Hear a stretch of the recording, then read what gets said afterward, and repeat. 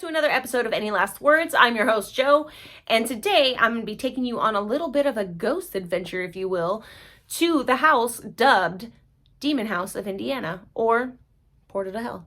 Whatever you want to call it, doesn't matter. So, let's go.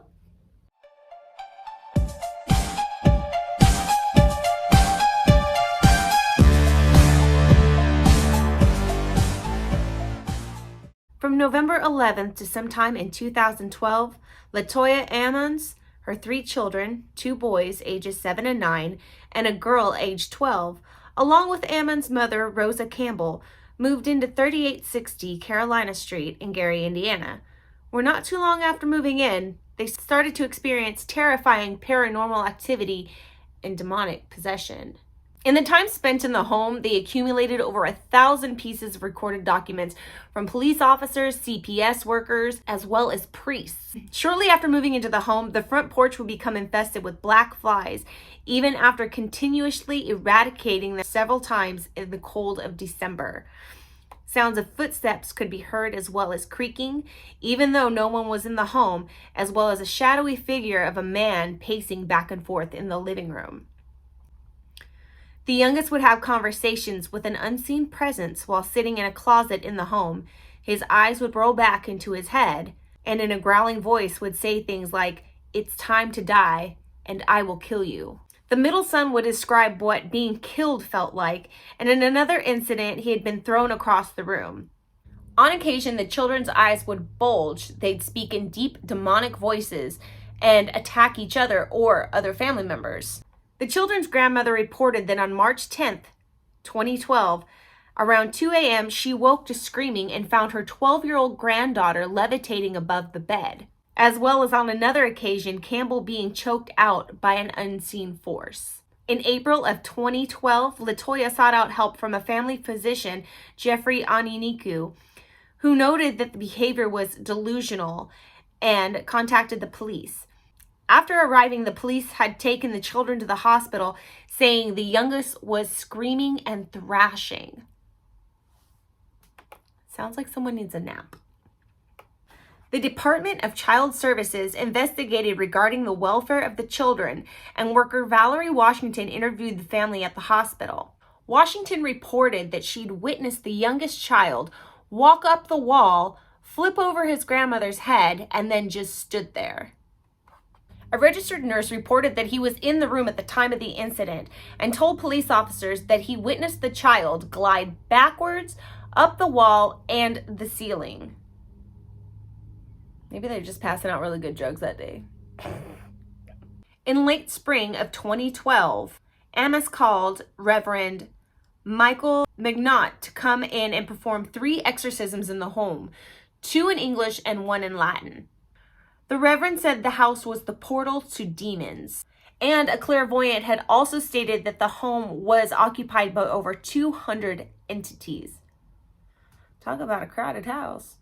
Ammons, her 3 children, and her mother ended up moving out of the home sometime in 2012.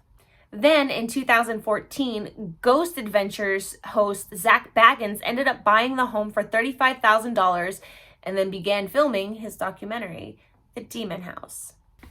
In 2016, Bagans actually had the house demolished, but kept a piece of the staircase that went from the house down to the basement where there was more paranormal activity experienced. He now keeps that staircase in his museum in Las Vegas. In the documentary, Bagans' crew set up Ghost Adventure styles with a cameraman following Bagans as he explored the home and interviewed past witnesses, and tried to get a statement from Latoya herself, who did state, "I want nothing to do with this." So, well, at least she conveyed that through her brother. "I want nothing to do with this documentary." Although it is rumored that she is speaking with other production companies about making a documentary film about the accounts that happened in this house. So, maybe Ghost Adventures wasn't going to pay her enough. I don't know. Bagans states that during the time he was filming this documentary, multiple people had accidents, illnesses,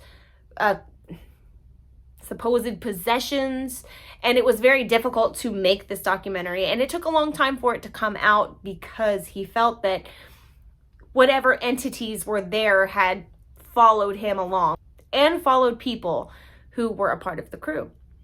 Bagans experiences several episodes of what he calls possessions, feeling ill and angry, sometimes enraged, saying that he had to walk away from the Reverend because he felt like he wanted to attack him.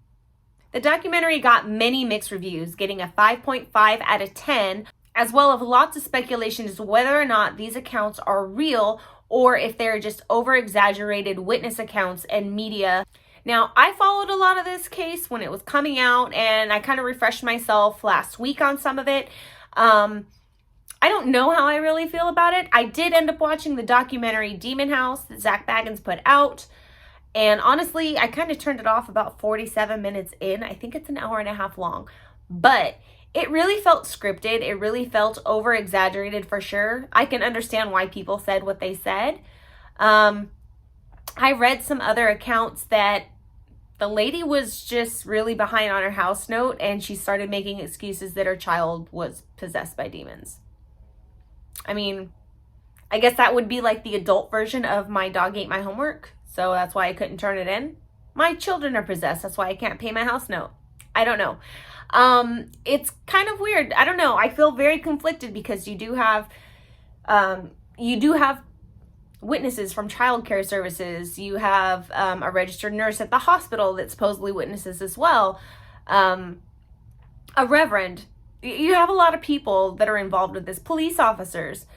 So it's kind of hard to say whether or not this is real or if this is fake. I don't know. There was the one doctor, there was the one physician that she had taken her children to and said that these children are just acting on cue for their mother, that they are just delusional, like I said earlier.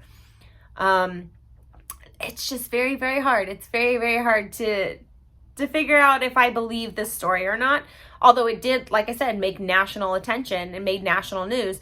And that might be what maybe exaggerated more of it and made more of it believable to people. But then again, there have been a lot of haunting and possessions and paranormal activity that's gone on that is recorded. So please make sure that you comment below and let me know what you think. You guys always generate good conversations, and I'd like to know what you guys think about this one. It's a little weird. It's a little weird.